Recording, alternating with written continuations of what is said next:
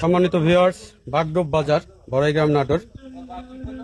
এখানে একটি আটককৃত অটো গাড়িতে ট্রান্সফরমার সরঞ্জাম এবং রেঞ্জপাতি আটক করা হয়েছে এবং আটককৃত চোরকে বাগডোব বাজারে ধরে রাখা হয়েছে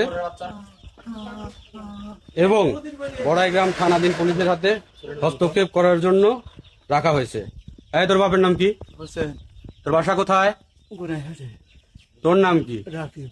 রাকিব। তুই কি পেশায় কি নিয়োজিত থাকিস? আমি এখন অটো চালাই। অটো চালাই। এই চোরের সাথে তোর কতদিন যাবত সম্পর্ক? আমার বেশি দিন হলে না ভাই। কতদিন ধরে? আমি চিনি আজ বছর খানেক ধরে, কিন্তু বছর খানেক ধরে চুরি করিস? জি না স্যার, জি না, জি না। তো যাই হোক এ পর্যন্ত কত পিস তুই চুরি করেছিস? না দাদু ভাই, আমি এক পিছু চুরি করে নাই দাদু। চুরি করিস না? জি না, আজকেই প্রথম? আমি আজকেই প্রথম। ওর আগে কোনোদিনও চুরি করিস না।